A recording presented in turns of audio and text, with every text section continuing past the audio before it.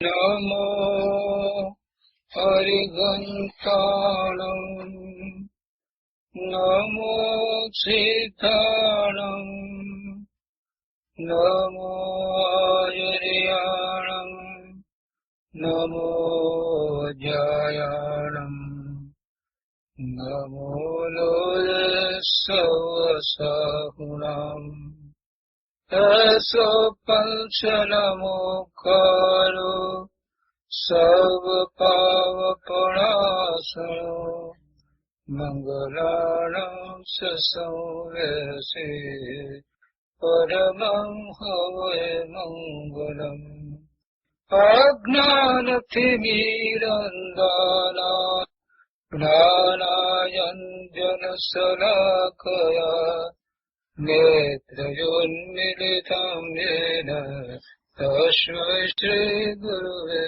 નમઃ મુખાદેવ્યાકુક્ષિરત્નં શબ્દજિતભર્યાત્મજં રાજચંદ્રહં વन्दે તત્વલોચનદાયકં પ્રભુ તત્વલોચનદાયકં. આત્મસિદ્ધિ. કૃપાળુદેવ શ્રીમદ રાજચંદ્રજી રચિત આત્મસિદ્ધિ તથા આત્મસિદ્ધિ ઉપર પૂજ્ય ગુરુદેવ કાનજી સ્વામીના પ્રવચનો એનો સ્વાધ્યાય ચાલે છે. એમાં ગાથા 129 સુધી સ્વાધ્યાય થયો છે. હવે આજે આગળ ગાથા 130 થી સ્વાધ્યાય લઈએ છીએ. કૃપાળુદેવ અહીંયા કહે છે કે જો ઈચ્છો પરમાર્થ તો કરો સત્ય પુરુષાર્થ, ભવ સ્થિતિ આદિ નામ લઈ છેદો નહીં આત્માર્થ. વચનામૃતમાં એના અર્થમાં કહે છે કે જો પરમાર્થને ઈચ્છતા હો, પરમાર્થ એટલે પોતાના શુદ્ધ સ્વરૂપની પ્રાપ્તિ, એ જ પરમાર્થ છે. પોતાના પૂર્ણ શુદ્ધ સ્વરૂપની પ્રાપ્તિ એ પરમાર્થ છે, એ પરમ અર્થ છે. તો એવા પરમાર્થને ઈચ્છતા હો તો સાચો પુરુષાર્થ કરો. સાચો પુરુષાર્થ એટલે જેમ છે તેમ આત્માને જાણીને પોતાના સ્વરૂપમાં સ્થિરતાનો પુરુષાર્થ કરો. સાચા પુરુષાર્થનું સ્વરૂપ શાસ્ત્ર અભ્યાસ દ્વારા અને ગુરુગમે જાણીને થઈ શકે, સમજાઈ શકે અને સમજીને પછી એ પ્રમાણે પ્રવર્તન થઈ શકે. એટલે સાચા પુરુષાર્થનું સ્વરૂપ જાણી સમજી અને પછી એમ આદરવાનું છે. તો કહે છે કે જો પરમાર્થને ઈચ્છતા હો તો સાચો પુરુષાર્થ કરો અને ભવ સ્થિતિ આદિનું નામ લઈને આત્માર્થને છેદો નહીં. એટલે વર્તમાન પર્યાયમાં પોતાને કોઈક પ્રકારે મલિનતા છે, પોતે એમ કર્મના બંધન સહિત છે, એટલે હવે આ બધું કેવી રીતે કરી શકે? પોતે પુરુષાર્થ કરવા જાય છે તો એમાં આ જે કર્મબંધ છે એ પોતાને નડે છે. આવી બધી જે ઊંધી માન્યતાને લઈને લોકો સાચો પુરુષાર્થ ઉપાડતા નથી અથવા તો સમજતા પણ નથી. એમને માટે આ ગાથા ખાસ કહેવામાં આવી છે કે કર્મ કર્મમાં રહ્યા, કર્મ તને નડતા નથી. કર્મના ઉદયો આવે એનો સ્થિતિબંધ છે, એટલે એટલી સ્થિતિ સુધી રહેવાનું છે. ઉદયમાં આવશે અને પછી એ ખરી પડશે. એ જડ કર્મ તને વાસ્તવમાં કાંઈ નડતા નથી. જો તારો સાચો પુરુષાર્થ ઉપડ્યો હોય તો તું જરૂરથી પોતાના સ્વરૂપનો અનુભવ કરી શકે છે, સ્વરૂપને વિશે સ્થિરતા પણ કરી શકે છે.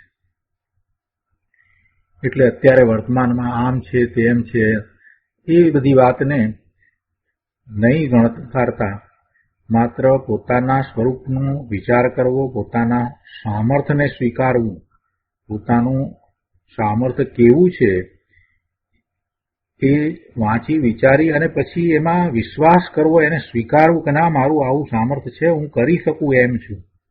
દિનેશ્વર ભગવાનના જ્ઞાનમાં આવી વાત આવી છે તો હું એવો સક્ષમ છું અને એવો પુરુષાર્થ કરી શકું એવો છું.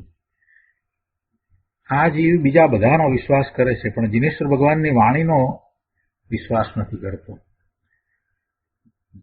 બધાની વાતને એ માને પણ માત્ર ભગવાનની વાતને જ એ નથી માનતો અને પાછો એમ કહે છે કે અમે ભગવાનમાં માનીએ છીએ. તું શું ભગવાનમાં ભાઈ માને છે? ભગવાનના ઉપદેશને તો તું ગ્રહણ કરતો નથી. તને તારા વિશે જે કહેવામાં આવ્યું, તારા સ્વરૂપ વિશે જે ભગવાને કહ્યું છે, દિનેશ્વર ભગવાને જે વાત કરી છે એ તું માનતો નથી તો તું ભગવાનમાં શું માને છે? તો આ ગાથાનો વિશેષ અર્થ આપણે પૂજ્ય ગુરુદેવ પાસેથી સમજીએ. આત્મસિદ્ધિ ઉપર ગુરુદેવના પ્રવચનો આ પુસ્તકમાં પાના નંબર 400 અહીંયા 129મી ગાથાનું વિવેચન પૂરું થયા પછીથી કહે છે કે હવે સત્ય પુરુષાર્થ કરવાનું કહે છે. કૃપાળુદેવ હવે સાચો પુરુષાર્થ કરવાનું કહે છે. શું કહે છે કૃપાળુદેવ? તો કે જો ઈચ્છો પરમાર્થ તો કરો સત્ય પુરુષાર્થ, ભવ સ્થિતિ આદિ નામ લઈ છેદો નહીં આત્મા. એનો વિસ્તાર કરતા ગુરુદેવ સમજાવે છે કે આત્માનો પરમ અર્થ એટલે સાચો પરમાર્થ ઈચ્છતા હો તો સાચો પુરુષાર્થ કરો. સાચો પુરુષાર્થ આત્મા જાતે કરે તો થાય તેમ છે. સાચો પુરુષાર્થ આત્મા પોતે જાતે કરી શકે એવો છે. કોઈના આશીર્વાદથી કલ્યાણ નથી. કોઈ ઉપરથી મંત્ર બોલી અને કંઈક વાસ્કેપ છાંટી દે તો એથી કલ્યાણ થઈ જાય એમ નથી. તો કોઈ માથા ઉપર હાથ મૂકી દે એટલે કલ્યાણ થઈ જાય એમ નથી. પરનિમિત્ત મને રાગ કરાવે, દ્વેષ કરાવે એવી માન્યતા જેમ ભૂલ ભરેલી છે, એવી જ રીતે પરનિમિત્ત મને ધર્મ કરાવે, મને મારા સ્વરૂપની પ્રાપ્તિ કરાવે, ગુણ કરાવે, મારામાં શુદ્ધિ વધારે, એ માન્યતા પણ એટલી જ ભૂલ ભરેલી છે. પરથી મને લાભ થાય, પરને કારણે હું ધર્મ કરી શકું એવી ઊંધી માન્યતા અને પર મને સુખી દુઃખી કરી શકે એવી ઊંધી માન્યતા, એમાં કાંઈ ફેર નથી. એ મિથ્યાત્વ જ છે. પરથી મને નુકસાન થાય, પર મારું કાંઈક બગાડે છે અથવા તો પરમાં હું કાંઈક ફેરફાર કરું છું, આ બધી જે માન્યતાઓ ભ્રમ છે, તેવી જ રીતે પરના નિમિત્તે હું ધર્મ પામું એવી માન્યતા પણ ભ્રમ છે.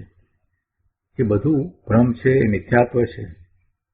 વસ્તુના સ્વરૂપને જેમ છે તેમ સમજીએ છીએ તો પછી ચારે તરફથી વાતને સમજવી પડે ને.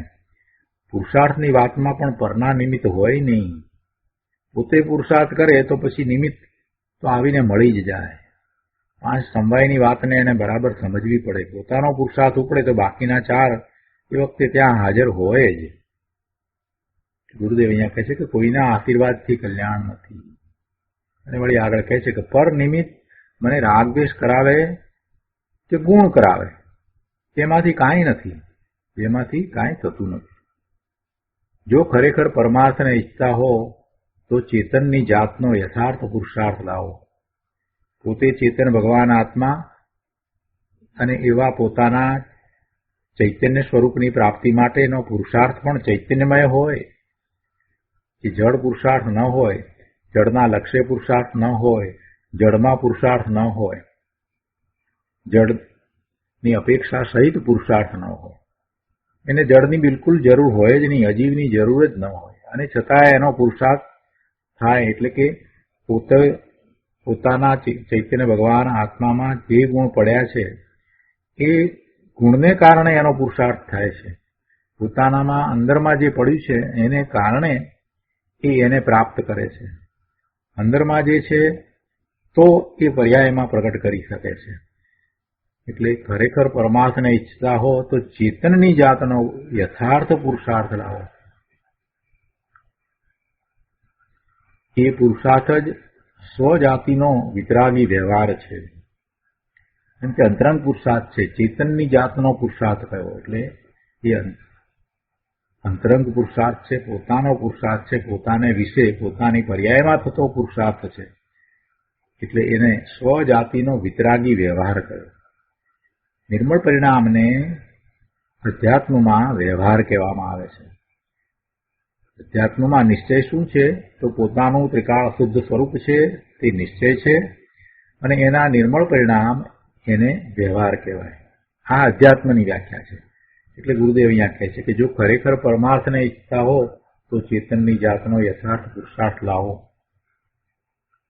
અને એ પુરુષાર્થ જ સ્વજાતિનો વિતરાગી વ્યવહાર છે. એટલે એ વિતરાગી વ્યવહાર છે એટલે એમાં પુણ્ય પાપ શુભ અશુભ ભાવના પરિણામની તો ગંધ પણ નથી. માત્ર સ્વસન્મુખ જ્ઞાનના પુરુષાર્થને જ જ્ઞાનીઓએ પરમાર્થભૂત વ્યવહાર કહ્યો છે. સ્વસન્મુખ જ્ઞાનના પુરુષાર્થને જ જ્ઞાનીઓએ પરમાર્થભૂત વ્યવહાર કહ્યો છે. એ જ પુરુષાર્થ છે, એ જ વ્યવહાર છે, અને પોતાનું ત્રિકાળ શુદ્ધ સ્વરૂપ છે એ નિશ્ચય છે. કે છે કે તે પુરુષાર્થ વડે જ આત્માની પવિત્ર આનંદ દશા ખીલે છે. માટે એવો અદ્ભુત પુરુષાર્થ કરો, અને તે કાંઈ મન વાણી દેહની ક્રિયામાં નથી. આ પુરુષાર્થ જડમાં નથી. મન વાણી અને દેહ એ તો જડ છે, અને એની જડની ક્રિયા તો જડને કારણે થાય છે. એમાં કાંઈ પણ થાય તો એમાં પ્રભુ તારું કાંઈ કરવું થતું નથી. શરીરમાં ઉપવાસ થાય તો એમાં આત્માને કાંઈ લાભ નથી. શરીરમાં ઉપવાસ થવાનો હોય તો થાય, ન થવાનો હોય તો ન થાય. એથી આત્માને કાંઈ લાભ નથી. જો ઉપવાસ વખતે એના પરિણામ મંદ કસાયના હોય તો પુણ્યનો બંધ પડે, અને એના પરિણામ તીવ્ર કસાયના હોય એટલે કે આજે ખાવાનું મળ્યું નહીં એમ આર્ત ધ્યાન કરતો હોય તો પછી પાપના બંધ પડે. એટલે એમાં તો બંધ પડે, બીજું કાંઈ થાય નહીં. શરીરમાં કાંઈક થાય માટે પોતાના આત્માને લાભ થાય, આ માન્યતા જ ભૂલ ભરેલી છે. શરીરની ક્રિયાઓમાં જે કંઈ થઈ રહ્યું છે તે તેના કારણે થઈ રહ્યું છે. એ વખતે એનું લક્ષ્ય કરીને જીવ બે પ્રકારના જ ભાવ કરે, કાં તો શુભ ભાવ કરે ને કાં તો અશુભ ભાવ કરે. અને બંને ભાવ છે તે બંધનું કારણ છે. શરીરની જે ક્રિયા તપ વગેરેની, બાહ્ય તપ વગેરેની જે ક્રિયા છે એ ક્રિયાની સાથે રહેલો શુભ ભાવ પુણ્યબંધનું કારણ છે. એથી શુદ્ધિ થતી નથી કે નિર્જરા પણ થતી નથી. એથી શુદ્ધિ કે નિર્જરા ન થાય. જો એવા પોતાને બાહ્ય તપના વિકલ્પ છે અને એમાં એ ધર્મ માનતો નથી, એને સહજ જાણે છે, એને માત્ર જાણે જ છે કે એ શરીરમાં જે થવાનું છે તે થાય છે, અને હું મારા આત્માને વિશે એકાગ્રતા કરું, તો એને પોતાના સ્વરૂપને વિશે એકાગ્રતા કરવામાં એ અનુકૂળ સંયોગો છે. પોતાના સ્વરૂપને વિશે એકાગ્રતા કરવામાં આવા બાહ્ય તપ એને અનુકૂળતા પ્રદાન કરે છે. અને એ વખતે ભલે પુણ્યનો બંધ પડે છે, પણ પોતે એનું અભિમાન કરતો નથી. એટલે એવા અભિમાન વિના પોતાના સ્વરૂપમાં રહેવાનો પ્રયત્ન કરે છે તો એને પાપના બંધ તો બિલકુલ પડતા નથી, અને માત્ર અનુકૂળતા જ પ્રાપ્ત થાય છે. પોતાના સ્વરૂપને વિશે રહેવામાં એને એ પ્રકારે અનુકૂળતા પ્રાપ્ત થાય છે. આપણે ખોરાક નથી લેતા, બાહ્ય તપ કરીએ છીએ તો આળસ નથી આવતી, પ્રમાદ થતો નથી, સમય બગડતો નથી.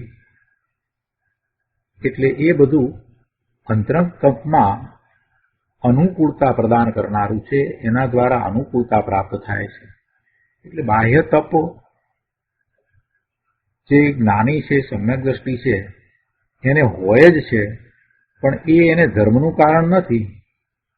એને ધર્મનું કારણ નથી એ વાત એ પોતે જાણે છે. અને બાહ્ય તપ થયું છે તો એમાં એ ગર્વ પણ કરતા નથી કે અમે બાહ્ય તપ આ પ્રકારે કર્યું, અમે 3 ઉપવાસ કર્યા, 8મ કર્યો, એવો કોઈ એમના અંદરમાં ગર્વ પણ હોતો નથી. મેં કર્યું એવો કરતા ભાવ પણ નથી. શરીરની ક્રિયા, મન વાણીની ક્રિયાના સ્વામી થવું એ સમ્યક દ્રષ્ટિને હોય જ નહીં.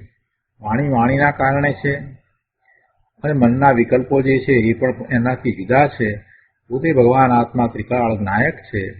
બસ આ જ ભાવ એને સતત ટકીને રહેવો જોઈએ. તેના સાધક દશામાં સાથે એવા વિકલ્પો પણ હોય છે અને જેમ જેમ એની દશા ઊંચી થતી જાય છે, સ્વરૂપને વિશે વારંવાર એ જાય છે, તો લીનતા કરે છે, તો પછી એ ભાવ એનો ટકી રહે છે. એ બહારમાં આવે છે તો પણ દ્રષ્ટિ સ્વરૂપ તરફ જ રહ્યા કરે છે. આવો આખો પુરુષાર્થ છે. ગુરુદેવે અહીંયા એ વાત કરી છે કે એ પુરુષાર્થ કાંઈ મન વાણી દેહની ક્રિયામાં નથી. સત્ય પુરુષાર્થ આત્માને આધીન છે, સ્વને આધીન છે, પોતાના નિજ સ્વરૂપને આધીન છે, પોતાનું ત્રિકાળ શુદ્ધ સ્વરૂપ છે, એને આધીન જ આખો પુરુષાર્થ છે. જ્ઞાનમાં જ્ઞાનનું કામ કરવું છે. જ્ઞાનમાં જ્ઞાનનું કામ કરવું છે. આ વાક્ય નીચે અંડરલાઈન કરવા જેવું છે. જ્ઞાનમાં જ્ઞાનનું કામ કરવું છે. જ્ઞાનરૂપી પોતે ભગવાન આત્મા છે. એમાં જ્ઞાનનું કામ કરવું છે એટલે પોતાના જ્ઞાન સ્વભાવ દ્વારા જ પોતે કાર્ય કરવું છે. તો જ્ઞાન સ્વભાવ દ્વારા કાર્ય શું થાય? પોતે જ્ઞાન કરે, પોતે પોતાના સ્વરૂપનું જ્ઞાન કરે, એ જ પુરુષાર્થ છે, બીજું કાંઈ નથી.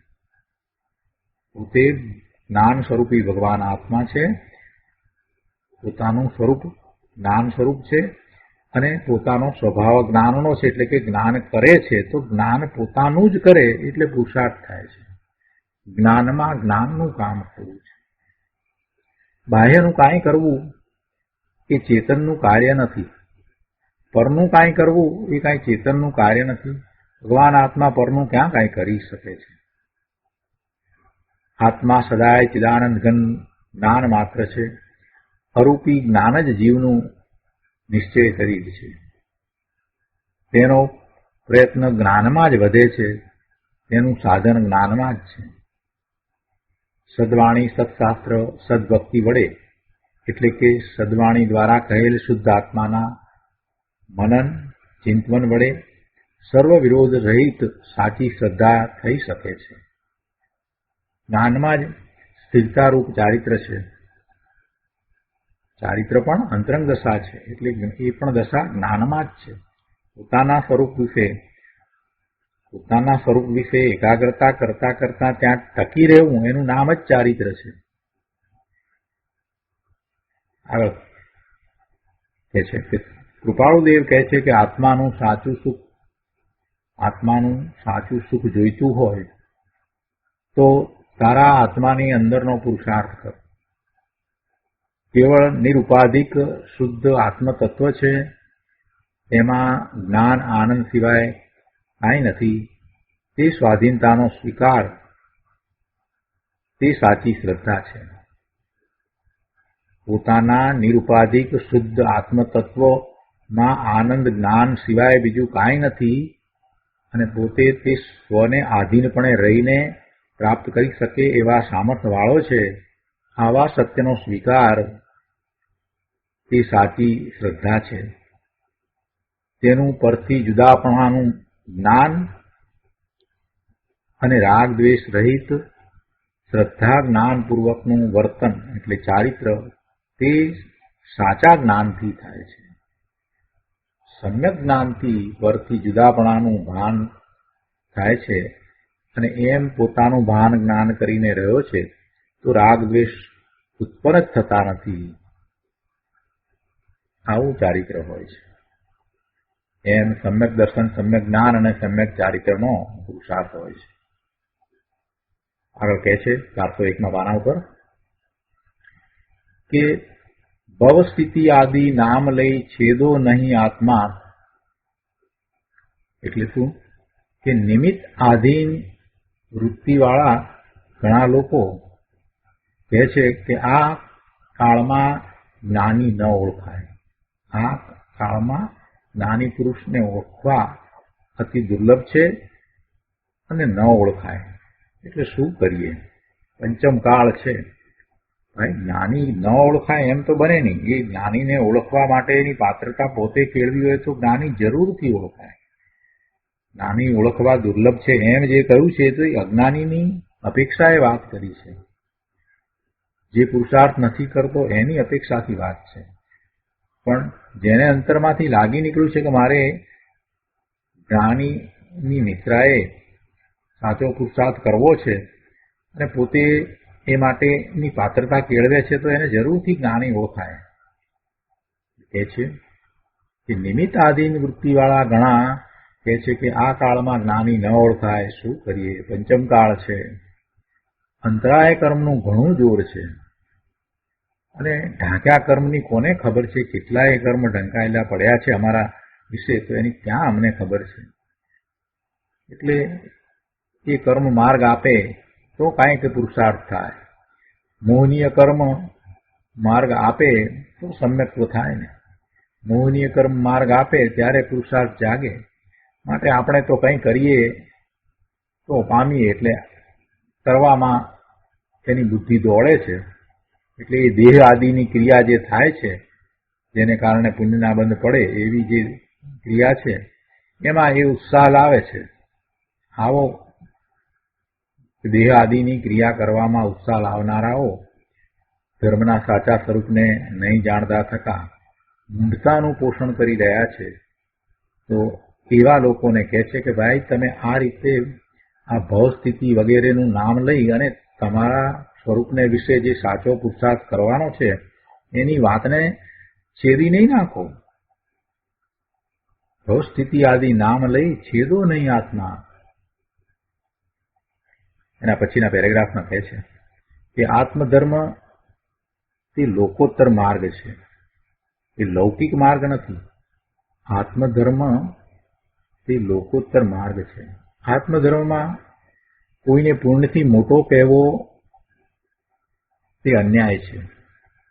પુણ્યને કારણે એને જે પ્રાપ્ત થયું હોય એ અનુકૂળતાઓ, સંયોગો, અનેક પ્રકારની પુણ્યની પ્રકૃતિ હોય, યશ નામ કર્મનું પુણ્ય હોય તો એને કારણે એ ગમે તે ખોટું કરે, ઊંધું કરે, ખોટી વાત કરે, ખોટું લખે તો એને યશ મળે, એને અપયશ મળે જ નહીં. એટલે એ તો બધા પુણ્યને કારણે હોય છે. ગુરુદેવ એવી વાત સમજાવે છે કે આત્મધર્મ છે એ તો લૌકિક વસ્તુ નથી, લોકોત્તર ધર્મ છે અને આખો ધર્મ અંતરંગ છે. આત્મધર્મમાં કોઈને પુણ્યથી મોટો કહેવો તે વાત બરાબર નથી, એ તો અન્યાય છે. સંસારના પુણ્ય તે અજીવનું ફળ છે. કર્મ છે ને એનું ફળ છે, એટલે અજીવનું ફળ છે. પુણ્ય સાથે આત્માના ગુણને સંબંધ નથી. એટલે કે આત્મા પોતે સાચા પુરુષાર્થ દ્વારા શુદ્ધિની વૃદ્ધિ કરે છે એ ગુણ, એને ગુણ કયો છે. અહીંયા ત્રિકાળી ગુણની વાત નથી. પોતાને જે ગુણ ઉઘડે છે એમ કહીએ, એટલે કે પોતે જેમ જેમ સાચો પુરુષાર્થ કરે છે તેમ તેમ એની વિશુદ્ધિ થાય છે, તો એને ગુણ કહ્યા છે. તે છે કે પુણ્ય સાથે ગુણને સંબંધ નથી. પોતે એવા પુણ્યના બંધ પડે, એવા ભાવે થાય તો એથી કાંઈ એનો ગુણ વધતો નથી. ગુરુએ પણ એવું કર્યું હોય અને એમાં યશ કીર્તિ હોય, એટલે યશ નામ કર્મનો ઉદય વર્તતો હોય, બહારથી યશ કીર્તિ હોય, તે એવા યશ નામ કર્મની શુભ પ્રકૃતિનો ઉદય છે. તો એવું હોય તો એમ ન માની લેવું કે એને ધર્મ છે. એ ધર્મનું લક્ષણ નથી. કોઈને એવો યશ પ્રાપ્ત હોય, યશ નામ કર્મ એવું ઊંચું હોય કે એ નાની અમથી વાત કરે તો એ લોકો એની વાહવા કરે, અને પેલા જ્ઞાની પુરુષ એવી મહત્વની વાત કરે કે જેને કારણે જીવન આખું પલટાઈ જાય, મોક્ષ માર્ગની પ્રાપ્તિ થાય, તો એના તરફ કોઈ લક્ષ પણ ન કરે. જ્યારે પેલા માણસે સામાન્ય ફાલતુ વાત કરી હોય તો એ ખૂબ પ્રકાશમાં આવે ને ખૂબ એના લખાણો છપાય ને વગેરે વગેરે થાય. કેમ કે યશ નામ કર્મ પ્રકૃતિનો ઉદય છે ને, એટલે એમને યશ જ મળે. કાંઈ પણ બોલે, ખોટું બોલે ને તો એમાંય લોકો એમને યશ આપે.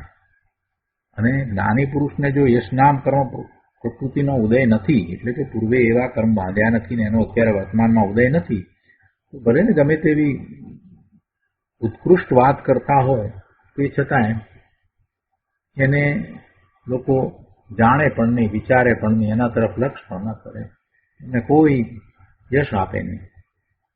એટલે કોઈને એવી યશ નામ કર્મની શુભ પ્રકૃતિનો ઉદય વર્તે તો એનો અર્થ એમ નથી કે મોટો ધર્મી થઈ ગયો છે.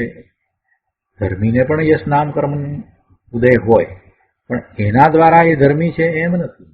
એ ધર્મનું લક્ષણ જ નથી. યશ નામ કર્મ પ્રકૃતિનો ઉદય એ કાંઈ ધર્મનું લક્ષણ નથી. એ તો પુણ્યબંધનું કારણ છે. પુણ્યબંધનું કારણ છે, એ ધર્મનું લક્ષણ નથી. એ જ્ઞાની ધર્માત્મા હોય કે અજ્ઞાની હોય, ગમે તે હોય, પણ એ યશનામ કર્મની પ્રકૃતિ એ તો પોતે પૂર્વે બાંધેલા એવા શુભ કર્મની પ્રકૃતિનો ઉદય છે. એ કાંઈ ધર્મનું લક્ષણ નથી. એ દ્વારા એમ પ્રસ્થાપિત થતું નથી કે એ ધર્મી છે. એટલું જ નહીં, અહીંયા તો એમ પણ કહે છે કે ધર્માત્માની કોઈ નિંદા પણ કરે, ધર્માત્મા જ્ઞાનીની કોઈ નિંદા પણ કરે, એમને અપયશ પણ આપે, એમને એવા પૂર્વના બંધ પડ્યા હોય તો એમને લોકો અપયશ પણ આપે, એમની નિંદા પણ કરે, છતાંય એ ધર્માત્માને કાંઈ એમાં બાધા આવતી નથી. એટલે પોતાના પુરુષાર્થમાં એને કાંઈ ફેર પડી જાય છે એમ નથી, અથવા તો એમના આત્માને વિશે કાંઈ છે એમ નથી. એ દ્વારા એમ પણ નથી થતું કે ધર્માત્મા જે છે એમને પડવાનું કારણ થયું છે એમ નહીં. લોકો એવા મૂલ્યાંકન કરે ને એનું કાંઈ સમજવું નહીં. કોઈ લોકો એમ કે અમુકને સમ્યક દર્શન હતું ને પછી વમી ગયું, પણ એ કહેનારને પૂછીએ કે ભાઈ તારી કેટલી યોગ્યતા છે, તું એમના સમ્યક દર્શન એમ કે પહેલા હતું ને એવો સ્વીકાર કરે ને પાછો કે હવે એમને વમી ગયું, તો ભાઈ તારી કેટલી યોગ્યતા છે, તું નિંદા કરી રહ્યો છે પણ તારી કેટલી યોગ્યતાને પાત્રતા છે. જ્ઞાની ધર્માત્મા હોય એ એવી નિંદા કરે નહીં. એટલે ધર્માત્માની વાત જુદી છે. ધર્માત્માની કોઈ નિંદા કરે તેથી તેમને કાંઈ બાધા નથી. કોઈ ધર્માત્મા પાસે પુણ્યનો યોગ હોય, એવું પુણ્ય બાંધ્યું હોય અને એને કારણે એમની ઘણી વાહવા થતી હોય તો પણ એને કારણે એ અભિમાન નથી કરતા. કોઈ ધર્માત્મા એવા હોય કે એમને યશનામ કર્મ ઘણું ઊંચું હોય, પોતે ધર્માત્મા જ્ઞાની હોય અને પાછું યશનામ કર્મ પણ એવું જ ઊંચું હોય, લોકો એમની પૂજા કરતા હોય અને પોતે વાત પણ સાચી કરતા હોય, છતાંય પોતાને જે આ યશ કીર્તિ જે કાંઈ પ્રાપ્ત થઈ રહ્યા છે એ કાંઈ ધર્મનું કારણ નથી. એ દ્વારા પોતાની શુદ્ધિ થઈ રહી છે એવું પણ એ માનતા નથી, અથવા તો પોતે એ તરફ વધારે ને વધારે યશ નામ કર્મના ઉદયને કારણે જે બધે પ્રચલિત થઈ રહ્યા છે, પોતે જ્યાં જાય છે ત્યાં વાહવા થાય છે એટલે કાંઈ પોતે વધારે ધર્મી થઈ ગયા છે એવું પણ એ માનતા નથી. એનાથી પોતે જુદા છે. એમને એના તરફનું લક્ષ્ય હોતું નથી, એ તરફનું અભિમાન નથી. એ તો સમજે છે કે આ તો બધું ક્ષણિક છે, કાલે સવારે આ કર્મના ઉદય પૂરા થઈ જશે તો એના એ જ લોકો મારી નિંદા પણ કરશે. આજે જે મારી પ્રશંસા કરે છે એ મારી નિંદા પણ કરશે. એટલે એની સાથે કાંઈ સંબંધ નથી. મારી દશા તો મારા સ્વરૂપને વિશે મારો કેવો પુરુષાર્થ ઉપડ્યો છે, કેટલો હું સ્વરૂપને વિશે લીન થાઉં છું એમાં જ છે. એટલે એમ એ પુણ્ય દ્વારા એની કિંમત કરતા નથી. પરમાત્મા પાસે પુણ્યનો યોગ હોય તો પણ તે પુણ્યથી તેમની કિંમત નથી, અને એ પણ એની કિંમત એમ કરતા નથી. પુણ્યમાં અને ગુણમાં પૂરા, પુણ્યમાં પૂરેપૂરા, ગુણને પણ સર્વોત્કૃષ્ટ અને ગુણમાં પણ પૂરેપૂરા તો સાક્ષાત તીર્થંકર ભગવાન છે. તીર્થંકર ભગવાનને બધી વાતે પૂર્ણતા છે. એવું જ સર્વોત્કૃષ્ટ પુણ્ય પણ છે, એના ઉદય પણ વર્તી રહ્યા છે, બધું છે, અને સાથે પોતે પણ ગુણમાં પણ પૂરા છે, એટલે કે પોતે પોતાના પૂર્ણ શુદ્ધ સ્વરૂપની પ્રાપ્તિ કરી લીધી છે. ધર્માત્માની વાત કરીએ તો અહીંયા ગુરુદેવ કહે છે કે ધર્માત્માને પાંચમા ગુણસ્થાનની દશા છે, એટલે કે ચોથા ગુણસ્થાને તો એ અવિરતિ સમ્યક દ્રષ્ટિ છે, અને પાંચમા ગુણસ્થાને છે ત્યારે તો એ વ્રત તપ સહિત છે, એટલે એને દેશ વ્રત છે, 12 ધારી શ્રાવક છે, 11 પ્રતિમાધારી શ્રાવક થયા છે, સમ્યક દ્રષ્ટિ છે.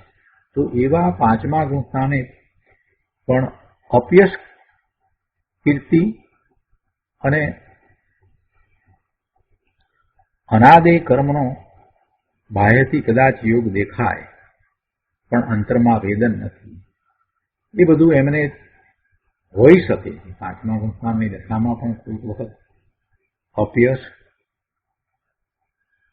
એમને પ્રાપ્ત થાય, અથવા તો કોઈ વખત યશ પ્રાપ્ત થાય, એમાંનું કાંઈ પણ હોય, એ બધા યોગ હોય. અપયશ હોય, એમની કોઈ નિંદા કરે એવા યોગ પણ થાય, એમની ઉપર આળ મૂકવામાં આવે એવા યોગ પણ હોય, પણ એથી એમને અંતરમાં કોઈ વેદન નથી. એને માત્ર એ જાણે છે કે પૂર્વકર્મના ઉદય છે. આગળ થાય છે કે પાંચમા ગુણસ્થાન વાળો શ્રાવક કદી 2 આનાની મજૂરી કરતો દેખાય, એટલે સામાન્યમાં સામાન્ય કામ કરતો હોય કે જેમાં બહુ જ ઓછા પૈસા મળતા હોય એવું કાર્ય કરતો હોય એવું પણ દેખાય, છતાં અંતર સ્વભાવના મહાસુખમાં તૃપ્ત છે. કેમ કે એ કાર્ય એનું ક્યાં છે, એ પોતે એ કાર્યને પોતાનું માનતા નથી. જે કાર્ય થઈ રહ્યું છે તે થઈ રહ્યું છે, પૈસા જેટલા આવવાના છે એટલા જ આવે છે, એ સંયોગો બધા પૂર્વકર્મને આધીન છે, એટલે એ તરફ તો એમનું લક્ષ્ય નથી. જે થાય છે તે થાય છે. 2 આનાની મજૂરી હોય કે પોતે ખૂબ મહેનત કરી મરી જતા હોય ને માંડ રોટલા ભેગા થતા હોય, એવી દશા પણ કોઈક વખત હોય. પાંચમા ગુણસ્થાનો વાળા શ્રાવકને પણ આવું હોય, પણ એ વિચલિત થતા નથી, અને એ તો મહાસુખમાં છે. સર્વાર્થ સિદ્ધિના દેવ કરતા પણ એમની શાંતિ અધિક છે. કેમ કે સર્વાર્થ સિદ્ધિના દેવ છે એનું ગુણસ્થાન તો ચોથું છે. ચોથા ગુણસ્થાને અંદરમાં જે શાંતિ છે એના કરતા પાંચમા ગુણસ્થાને અંદરમાં શાંતિ અને આનંદની સ્થિરતા વધારે છે, તથા સમાધિ સ્વરૂપની બળવાન ભાવના અધિક છે. તેથી તે સર્વાર્થ સિદ્ધના દેવોથી અધિક સુખી છે. આના ઉપર છેલ્લી 2 લીટીમાં અહીંયા કહે છે કે જ્ઞાનીને હિત અહિતનો યથાર્થ વિવેક હોય. જે કંઈ પુણ્ય પાપના સંયોગ છે તેને તે જાણી લે છે. જ્ઞાનીને હિત અહિતનો યથાર્થ વિવેક હોય છે. શું પોતાને હિતકારી છે અને પોતાને શું અહિતકારી છે, એટલે કે પોતાના પરમાર્થની અપેક્ષાએ પોતાને પરમાર્થે શું હિતકારી અને શું અહિતકારી છે એનો યથાર્થ વિવેક હોય છે. જે કંઈ પુણ્ય પાપના સંયોગ છે તેને તે જાણી લે છે. ગમે તેવા સંયોગ હોય પણ જ્ઞાની નિર્દોષપણે તેને જાણ્યા જ કરે. જાણવામાં અટકવું થાય નહીં. એ જાણે, પણ જાણવાની સાથે એમાં રોકાઈ જાય, અટકી જાય, એમાં રુચિ કરે કે એમાં અરુચિ કરે, દ્વેષ કરે કે ક્રોધ કરે કે રાગ કરે, એમાં રોકાઈ જાય, અટકી જાય, એવું હોય નહીં. એવું જ્ઞાનીને હોય નહીં. પણ જે જીવો નિમિત્ત આશ્રિત દ્રષ્ટિમાં રહ્યા છે, જે પરાધીન માન્યતામાં રહ્યા છે, એવા જીવો એ નિમિત્તમાં આશ્રય શોધે છે અને નિમિત્તમાં જ અટકી જાય છે. એનું લક્ષ્ય કરી અને એ નિમિત્ત આશ્રિત થઈ અને અટકે છે. એવા જીવો માત્ર વાતો કરે છે, પુરુષાર્થ કરવાની બુદ્ધિ કરતા નથી. એવા જીવો સાચો પુરુષાર્થ ઉપાડતા નથી ને માત્ર વાતો કરે છે. શાસ્ત્રની કેટલીક વાતોને લઈ અને એ ત્યાં નિમિત્ત આધીન દ્રષ્ટિને કારણે, પરાધીન દ્રષ્ટિને કારણે ત્યાં જ અટક્યા છે. ગુરુદેવ જ્યારે સ્થાનકવાસી સંપ્રદાયમાં હતા, દીક્ષા લીધી હતી, એ વખતમાં એમના જે ગુરુભાઈ હતા એ ઘણી વાર એમ કહેતા કે ભગવાને દીઠું હશે તેમ થશે, ભગવાને જેટલા ભાવ દીઠા હશે એમ થશે, આપણે શું કરીએ એમાં, આપણે કાંઈ કરી શકતા નથી, આવી વાત કરતા. એટલે ગુરુદેવ સાંભળતા હતા. દીક્ષા લીધાને 2 વર્ષ થયા ત્યાં સુધી આવી વાત વારંવાર સાંભળવામાં આવી, પણ ગુરુદેવને ગમતું નહીં. પછી એમનાથી રહેવાયું નહીં. ત્યારે એમણે એ ગુરુભાઈને કહ્યું કે તમે આ વાત કરો છો, ભગવાને દીઠું હશે એમ થશે, કેવડી એ દીઠું હશે એમ થશે, પણ તમને કેવળીનો સર્વજ્ઞનો નિર્ણય થયો છે? જેને કેવળી ભગવાનનો, સર્વજ્ઞ ભગવાનનો જેને નિર્ણય થયો હોય એની દ્રષ્ટિ તો આત્મા તરફ હોય, એને તો આવો વિકલ્પ ના આવે. અને એ વાતને અહીંયા ગુરુદેવે લીધી છે. આ પરિવર્તન થયું એ પહેલા આ વાત તો ઘણીવાર એમને તો થઈ ગઈ હતી, અને પછીથી તો એમણે પરિવર્તન કર્યું.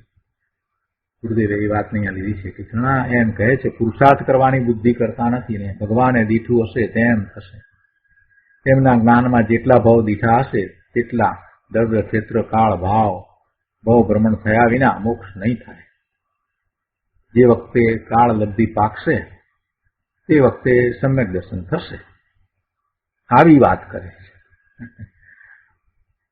આવી વાત કરે છે. અને એમ એવા ભાવમાં અને એવી કથનીમાં નિમિત્ત આધીન વૃત્તિ રાખીને, એવી ખોટી ઊંધી માન્યતા પકડી રાખીને પુરુષાર્થને ઉડાડે છે.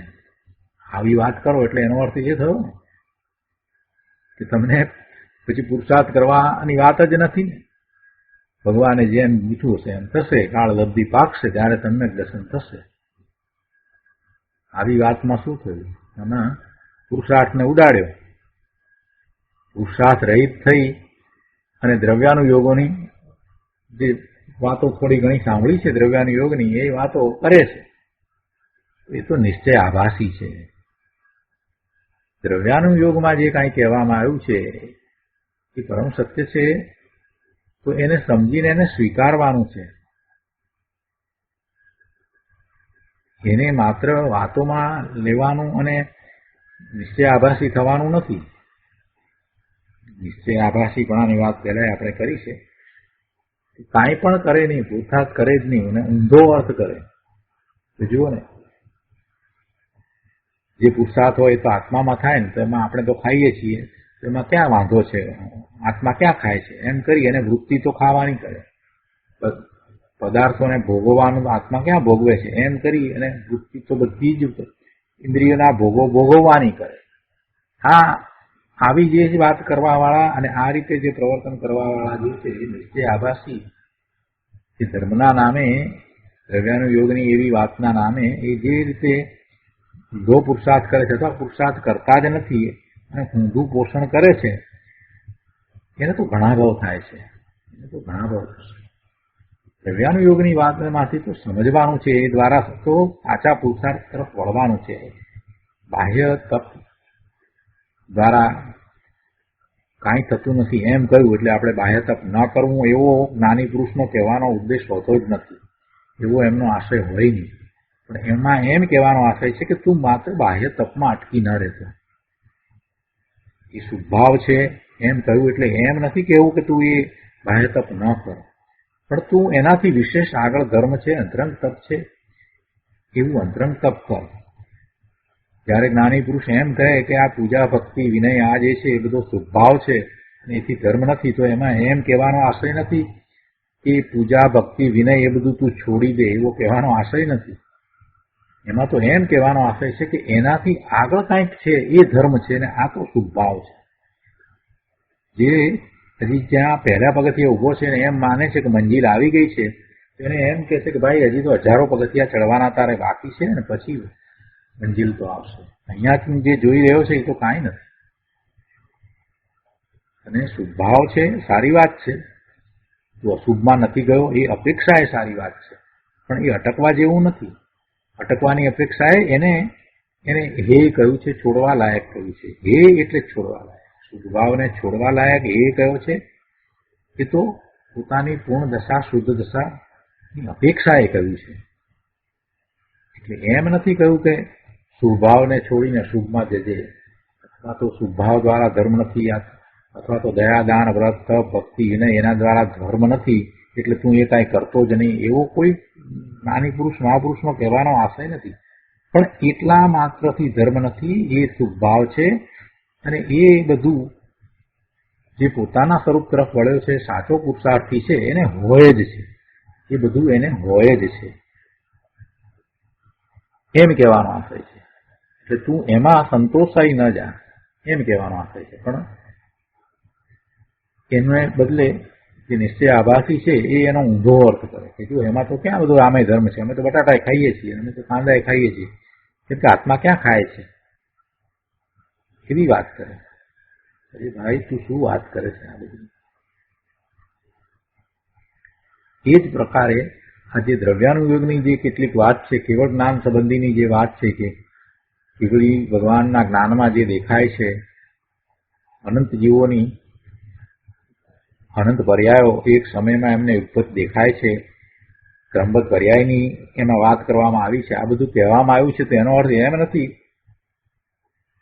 કે આપણે કાંઈ કરી શકતા નથી, તો જ્યારે થવાનું હશે ત્યારે થશે, કાળ લબ્ધિ પાકશે ત્યારે થશે, એમ પુરુષાર્થ રહિત થવા માટે કહેવામાં નથી આવ્યું. પણ એ દ્વારા તો વસ્તુનું સ્વરૂપ સાચું સમજાવી અને પુરુષાર્થ તરફ વાળવામાં આવે છે.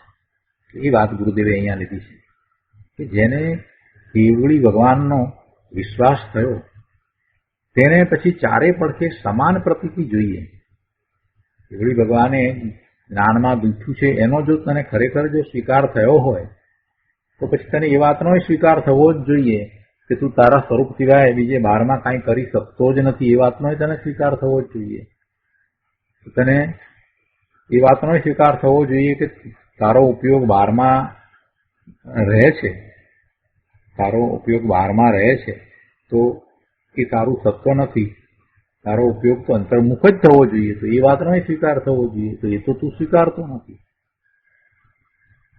અને એ વાતનો સ્વીકાર થવો જોઈએ કે ક્રમબદ્ધની અંદર બધું નિશ્ચિત જે છે એવું નિશ્ચિત છે એવો જો તને સ્વીકાર થયો હોય, કેવળી ભગવાનના જ્ઞાનમાં બધું આવ્યું છે તે પ્રમાણે જ થશે, ક્રમબદ્ધમાં બધું થવાનું તે પ્રમાણે થશે, તો એવું જો તને હોય અને એવો સ્વીકાર થયો હોય તો તને ક્રમબદ્ધ પર્યાયનો નિર્ણય થયો હોય તો પછી તારી દ્રષ્ટિ તો આત્મા તરફ જવી જોઈએ. કેમ કે બધું ક્રમબદ્ધમાં બધું જેમ થવાનું છે તેમ થશે તો પછી હું બહારમાં શું કરું છું એમ તને અકર્તા ભાવ આવવો જોઈએ. મારું તો બહારમાં કાંઈ કરવાપણું છે જ નહીં એવો અકર્તા ભાવ આવવો જોઈએ. અને બધેથી તું અકર્તા ભાવ લાવે તો તું ક્યાં જાય? તું તારા સ્વરૂપ તરફ જ વળે. એટલે જેને ખરેખર કેવળી ભગવાને જ્ઞાનમાં દીઠું છે એમ થશે એવો સર્વજ્ઞતાનો સ્વીકાર થયો હોય, એ સર્વજ્ઞતાના સ્વીકાર કરનારને તો ક્રમબદ્ધ પર્યાયનો નિર્ણય થાય અને ક્રમબદ્ધ પર્યાયના નિર્ણય દ્વારા એને અકર્તા ભાવ આવે. અકર્તા ભાવ આવતા એ સ્વરૂપ તરફ વળે. ક્રમબદ્ધ પર્યાયના સ્વાધ્યાય વખતે આ બધી વાત કરી છે. સર્વજ્ઞતાથી શરૂ કરી અને બધી વાત કરી છે અને છેલ્લે 5 સમવાયની પણ વાત કરી છે. 3 કલાકનો એ સ્વાધ્યાય છે. અત્યારે આપણી સાથે બેસેલા બધાએ સાંભળ્યો છે, છતાંય કોઈને બાકી રહ્યો હોય તો ખાસ વિનંતી છે કે એ સ્વાધ્યાય આખો કરી જવા જેવો છે. એક સાથે 3 કલાક ના બેસી શકાય તો કંઈ નહીં, 2 ટુકડે 3 ટુકડે કરો. એમાં બધી વાત એક પછી એક કડીબદ્ધ લેવામાં આવી છે. એક પછી એક કડી બધી એમાં સાંકળી લીધી છે. બહુ સરસ વાત છે. એમાં બધી શાસ્ત્રની વાત છે, ગુરુદેવે સમજાવેલી વાત છે. ગુરુદેવે અહીંયા એ વાત કરી છે કેવળ જ્ઞાનીએ દીઠું એનો સ્વીકાર છે. જેણે કેવળ જ્ઞાનીને માન્યા છે, એટલે કે એમના કેવળ જ્ઞાનને માન્યું છે, એવી સર્વજ્ઞતાને માની છે, તો એને રાગની રુચિ કરતાપણારૂપ અજ્ઞાન હોય નહીં અને એને ઊંધી શ્રદ્ધા પણ ન હોય કે કેવળી ભગવાને મારા ભાવ દીઠા છે માટે હવે હું પુરુષાર્થ ન કરું, પુરુષાર્થ તેની મેળે જાગશે. આ બધું ન હોય. એ તો મિથ્યાત્વ છે. એ મિથ્યાત્વનું પોષણ છે. ભાઈ ધર્મના નામે આવા મિથ્યાત્વના પોષણ કરીશ તો ક્યારે છૂટીશ? એટલે કૃપાળુદેવ કહે છે કે ભવ સ્થિતિ આદિ નામ લઈ છેદો નહીં હતા. બહુ સરસ રીતે એ વાતને ગુરુદેવ અહીંયા સમજાવી છે. આ જ પાના ઉપર છેલ્લી લીટીમાં અહીંયા કહે છે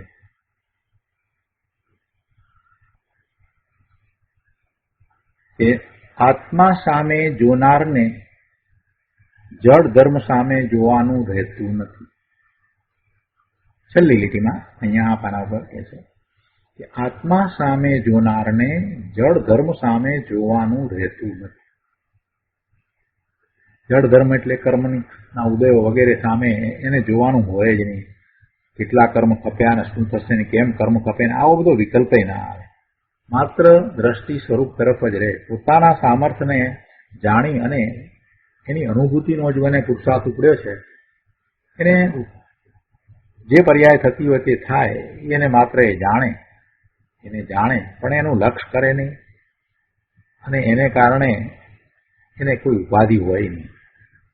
કે આત્મા સામે જોનારને જડ ધર્મ સામે જોવાનું રહેતું નથી. કર્મનો ગમે તેવો ઉદય આવે પણ પોતામાં સ્થિર રહી એવા એ ઉદયોને એ જાણે અને એની હદ કેટલી એ પણ સમજે. એ સ્થિતિ જેટલી છે એટલો સમય માટે એ રહેશે, પછી એ બધું ચાલ્યું જવાનું છે. એ ચાલ્યું જવા માટે જ છે, એ બધું ટળવા માટે જ છે. જે કર્મના ઉદય આવ્યા છે એ કર્મ ટળવા માટે જ છે. માટે જ્ઞાની સ્વાનુભવથી કહે છે કે તારા પુરુષાર્થને આધીન ભવ સ્થિતિ છે. શું જ્ઞાની માને છે કે તારા પુરુષાર્થને આધીન ભવ સ્થિતિ છે. પરને આધીન તારી ભવ સ્થિતિ નથી પ્રભુ. પરમાં અહમપણું રાગ વર્તે છે એ તો ભૂલ છે. તારો સ્વાધીન સ્વભાવ કઈ જાતનો છે તે નિર્ણય લાવ તો જેમ છે તેમ બધું સમજાઈ જાય. કેવળ જ્ઞાનીને પૂછવા જવું પડે નહીં. પુરુષાર્થની જ વાત કરી છે અહીંયા બધી, કેવી રીતે પુરુષાર્થ હોય એની અહીંયા તો બધી વાત કરી છે. અને એવા પુરુષાર્થ ઉપડે એને પોતાને કેટલા ભાવ છે આ બધું કોઈને પૂછવા જવાની પણ જરૂર ન પડે. એટલી બધી વાત કરી દીધી. આગળ કહે છે કે 5 સમવાયની વાત કરતા સમજાવે છે કે 4 સમવાય જે છે ને એ તો હોય જ છે. એની ઉપર તો જીવ કાંઈ કરતો જ નથી. એનું એમાં કાંઈ કરવા પણ નથી. એ જો કાંઈ કરી શકે તો પુરુષાર્થ કરી શકે એવો છે. એટલે પુરુષાર્થની જ બીજા 4 સમવાય કારણો પાકે છે. તેમાં કાળ લબ્ધિ આવી ગઈ. કાળ તો જડ છે. પુરુષાર્થની જ એમાં જરૂર છે, બીજી કોઈ વસ્તુની જરૂર નથી. જો 4-5 સમવાયનો વિચાર કરીએ, કાળ લબ્ધિ કહે છે તો કાળ લબ્ધિ તો જ્યારે એ કાર્ય થાય ત્યારે એનો સ્વકાળ છે અને એવા એ કાળ લબ્ધિ આવી ગઈ. એ કાળ લબ્ધિ પાકી કહેવાય. કર્મના ઉદયો આવે અને કર્મના ઉદયો ચાલે જાય. એટલે જે નિમિત્ત કારણ જે છે એમાં એને કાંઈ કરવા પણ નથી. ત્રીજું, સ્વભાવનો વિચાર કરીએ તો એનો આત્માનો સ્વભાવ જ જ્ઞાન સ્વભાવ છે. એટલે પછી પરિણામ એવા જ થાય. અને ભવિતવ્ય જે પરિણામ થવાના છે તે જ થાય છે, એ અન્ય પ્રકારે થતા જ નથી. એટલે એ 4 સમવાય તો પડ્યા જ છે. જ્યારે એનો પુરુષાર્થ ઉપડે છે ત્યારે એ કાર્ય થાય છે. એટલે એને જ્ઞાન થાય છે. તે જ્ઞાનરૂપી કાર્ય થવામાં જ્ઞાન એનો સ્વભાવ છે. અને એ વખતે એવા જ નિમિત્ત હોય છે કે જ્ઞાનાવરણીય કર્મ જે છે એનો ઉપસમ કે ક્ષય થાય. એ નિમિત્ત કારણ છે. અને જ્યારે એ થયું ત્યારે એ કાળ લબ્ધિ પાકી એમ કહેવાય. એ એની જન્મક્ષણ છે. એ જન્મક્ષણ છે. અને પરિણામ ભવિતવ્ય શું છે તો કે એને એવા જ્ઞાનનો પ્રકાશ થાય, એવી જ્ઞાનની પોતાની પર્યાય થાય, એ જ ભવિતવ્ય છે. તો એણે શું કર્યું? તો એણે પુરુષાર્થ કર્યો. એટલે બાકીના બીજા 4 સમવાય કારણો તૈયાર જ હોય છે. પુરુષાર્થની જેમાં બાકી ખોટ છે. જ્યારે જેવો પુરુષાર્થ એવો પાડે છે ત્યારે એ થાય છે. એમ 5 સમવાયો આવીને મળે છે.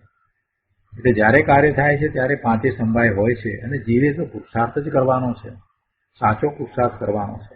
પણ અહીંયા કાળ લબ્ધિ વગેરેની કેટલીક વાત લીધી છે. ગુરુદેવ કહે છે અહીંયા કે કાળ લબ્ધિ આવી ગઈ. કાળ તો જડ છે, કાળ તો જડ છે.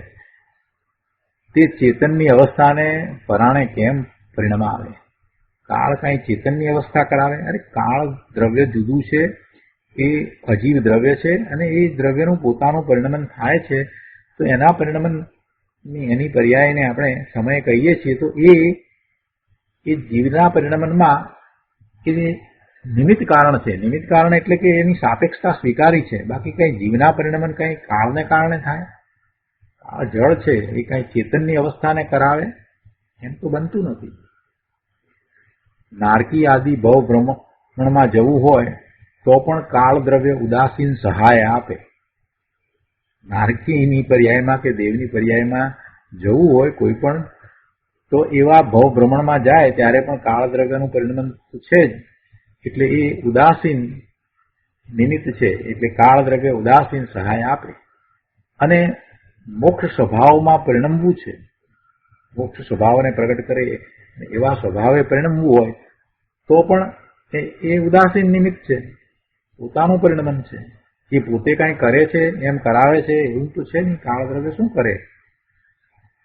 માટે ચેતન જાતે જાગે તો જ ગુણ પ્રગટે. ચેતન જાતે જાગે તો જ ગુણ પ્રગટે. શું વાત છે? તો શું કહ્યું કૃપાળુદેવે કે જો ઈચ્છો પરમાર્થ તો કરો સત્ય પુરુષાર્થ. જેને સાચું હિત કરવું છે તેણે પરમાર્થભૂત તત્વ અને તે જાતનો પુરુષાર્થ પ્રથમ સમજવો પડશે. તે સમજ્યા વિના દુઃખનું મૂળ જે વિપરીત માન્યતા તે ટળશે નહીં. જેને નિમિત્ત ઉપર જ વજન છે, એને નિમિત્ત ઉપર જ વજન છે એટલે પરના આધાર વિના મારા ગુણ પ્રગટે નહીં એવી ઊંધી માન્યતા છે. એ નિમિત્તના ઘરની ઢીલી વાતો લાવીને પુરુષાર્થને ઉડાડે છે. જાણે કે આત્મામાં કઈ સામર્થ્ય જ ન હોય. અરે ભાઈ, આત્માના સામર્થ્યને તું જાણ, પીછાણ અને એ સામર્થ્યમાં વિશ્વાસ રાખ કે પોતામાં એવું સામર્થ્ય પડ્યું છે એટલે પોતે જરૂરથી પોતાના સ્વરૂપની પ્રાપ્તિ કરી શકશે જ. નિમિત્તની વાતને વચમાં લાવીને તારા પુરુષાર્થને તું ઉડાડે છે એ ઠીક નથી કરતો એમ કેવું છે. કેવળ જ્ઞાનીએ દેખ્યું છે તેમ થાય છે તેમ કહેવાનો અધિકાર કોને છે? તો બોલવાનો અધિકારી કોણ? જે સાચો પુરુષાર્થ કરે છે એને અધિકાર છે કે કેવળ જ્ઞાનીએ દેખ્યું છે તેમ થાય છે. કેવળ જ્ઞાનીના જ્ઞાનમાં તો આ જીવના પણ સિદ્ધત્વની વાત આવી છે. ત્યારે તો કેવળ જ્ઞાની પરમેશ્વરે એમ કહ્યું કે તું સિદ્ધ સમાન છો. કેવળ જ્ઞાનીના જ્ઞાનમાં તો એ પણ જણાવ્યું છે કે મારું સિદ્ધત્વ નિશ્ચિત જ છે. બસ મારું સિદ્ધત્વ નિશ્ચિત છે એ વાત તો ભગવાનના જ્ઞાનમાં આવી જ છે. તો પછી તું શેની રાહ જોઈ રહ્યો છે? એ ખરેખર કેવળ જ્ઞાનીને પીછાણ્યા જ નથી. એમની સર્વજ્ઞતાનો તે વિચાર નથી કર્યો. સર્વજ્ઞનો તને જો મહિમા હોય અને સર્વજ્ઞતાને તે સ્વીકારી હોય તો તારું સિદ્ધત્વ પણ નિશ્ચિત જ છે. અને સિદ્ધત્વ નિશ્ચિત છે તો પછી તારો એવો જ પુરુષાર્થ હોય. એમ કહેવાને બદલે તું નિર્માલ્ય કેમ થઈ જાય છે? એટલે કે છે કે કેવળ જ્ઞાનીએ દેખ્યું છે તેમ થાય છે તેમ કહેવાનો અધિકાર તો સાચો પુરુષાર્થ કરે તેને જ છે. આગળ કહે છે કેમ કે અનુભવથી અંદરમાં પરિણમન બદલાવીને કહે છે. આવું શા માટે કહી શકે? કે એ પોતે પોતાનું પરિણમન પુરુષાર્થ પોતાનો આદર્યો છે એવું પરિણમન કરી રહ્યો છે માટે એમ કહી શકે છે. જેને આત્માનો અનુભવ થાય છે, સમ્યક દર્શન થાય છે, એને તો આ બધું સહજ છે. પણ જ્યાં સુધી સમ્યક દર્શન નથી ત્યાં સુધી સાચી માન્યતા કરવી, એને સાચી દિશામાં પુરુષાર્થ ઉપાડવાનો છે. ત્યારે બહુ બધું વિચારવું જોઈએ કે આપણે જ્ઞાનીની વાતને સમજવાને બદલે એનો ઊંધો અર્થ કરી નથી રહ્યા ને. સર્વજ્ઞને સર્વજ્ઞતા છે એમ માનવામાં આપણે એનો ઊંધો અર્થ તો નથી કરી રહ્યા ને. સર્વજ્ઞતાને માની અને આપણે એમ ઊંધો અર્થ કરીએ કે ભગવાને દીઠું હશે ત્યારે થશે, આપણે કાંઈ કરી શકતા નથી એમ ઊંધા અર્થમાં છીએ કે પછી ભગવાને દીઠું છે એમ થશે, એટલે કે બધી જ પર્યાયો નિશ્ચિત છે અને બધી જ પર્યાયો નિશ્ચિત છે તો હું કોઈનું કાંઈ કરી શકતો નથી એવો અકર્તા ભાવ લાવવાનો છે. એમાંથી શું કરવાનું છે? સર્વજ્ઞતાનો વિચાર કરવો જોઈએ ને. સર્વજ્ઞતાનો વિચાર કરીને શું આવે? સર્વજ્ઞતાનો વિચાર કરવા તો ક્રમબદ્ધનો નિર્ણય થાય. જગતના જીવોની બધી જ પર્યાયો નિશ્ચિત છે, કોઈ કોઈનું કાંઈ કરી શકતું જ નથી, એટલે હું પણ બીજાનું કોઈનું કાંઈ કરી શકતો નથી એમ અકર્તા ભાવ આવે ને. અકર્તા ભાવ આવે તો પરમા કર્તૃત્વ ચાલ્યું જાય, પરમા કર્તૃત્વ ભોક્તૃત્વ બધું ચાલ્યું જાય અને દ્રષ્ટિ સ્વરૂપ તરફ પડે. સર્વજ્ઞનો નિર્ણય કરીને જે કરવાનું હોય એ આ છે.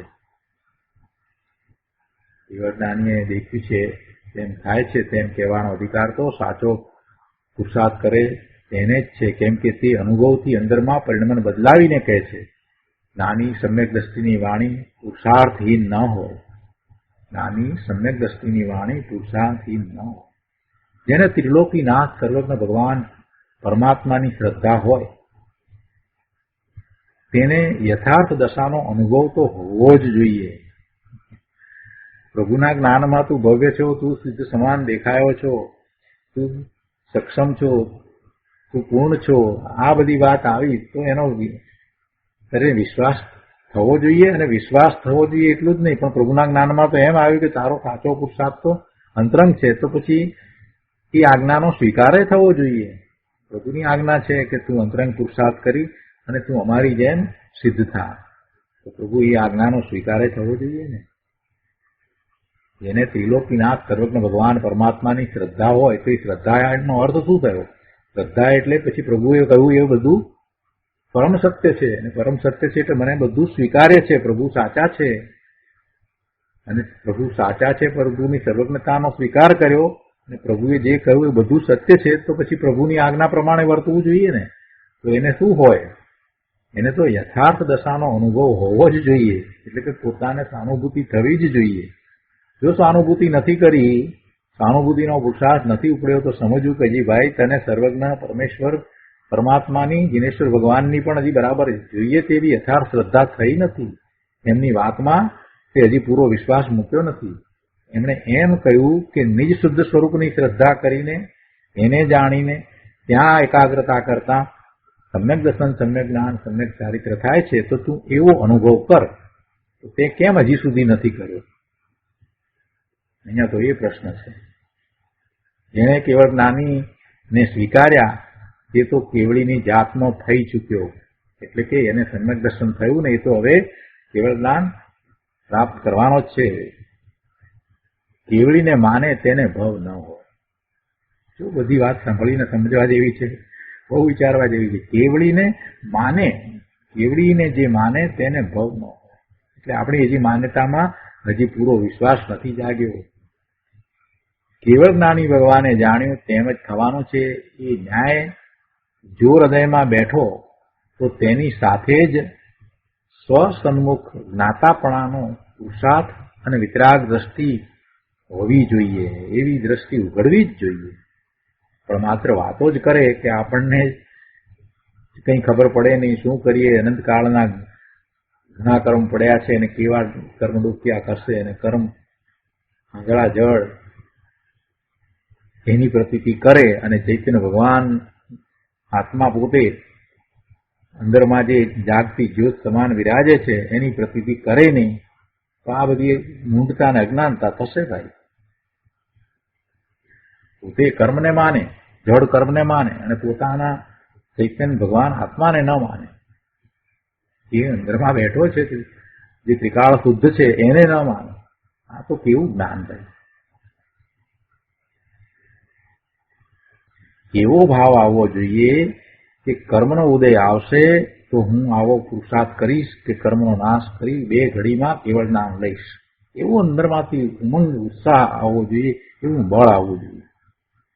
નિમિત્ત આધીન તારું ઉપાદાન હોય તો કોઈ કાળે મોક્ષ થાય નહીં. નિમિત્ત આધીન તારું ઉપાદાન હોય તો કોઈ કાળે મોક્ષ થાય નહીં. તારું ઉપાદાન સ્વતંત્ર છે, સ્વાધીન છે, એ નિમિત્તને આધીન નથી. જેને 2 તત્વોનું યથાર્થ જ્ઞાન નથી તે અન્યથા માને છે. એટલે કે જીવ તત્વ અને અજીવ તત્વનું જ્ઞાન નથી ને, એને બધી ઊંધી માન્યતાઓ હોય છે. શાસ્ત્રથી ન્યાયથી વિચારે તો ખબર પડે કે પરમાણુમાં બંધ સ્વભાવ છે, એને આત્મામાં અને આત્માની અંદર તો મુક્ત સ્વભાવ છે, પોતે તો મુક્ત સ્વભાવી છે. પરમાણુઓ બંધાય છે, આત્મા કાંઈ બંધાતો નથી. ગમે તેવો પ્રકૃતિનો ઉદય આવે પણ પુરુષાર્થ કાઢીને સર્વ કર્મનો ક્ષય કરવું એવી અપૂર્વ હોશ, એવો અપૂર્વ ઉત્સાહ, એવો ઉમંગ, એવું બળ આવે. એવું બળ તું લાવને, એમ કહે છે ઉદય. કહે છે કે એવી હોશની વાત લાવને. અને તે માટે કૃપાળુદેવ કહે છે કે જો તમે સાચો પરમાર્થ ઈચ્છતા હો તો સાચો પુરુષાર્થ લાવો. વાતો નહીં, મનની કલ્પના નહીં, સાચો પુરુષાર્થ લાવો. આવી વાત કરી છે. હજી થોડીક વાતો આગળ આવશે. આજનો સાથે અહીંયા સુધી રાખીએ છીએ. આવતા સાથે એમાં બાકી વિશેષ વાતો લઈશું. હવે સુખધામ બોલીએ. સુખધામ અનંત સુસંત ચરી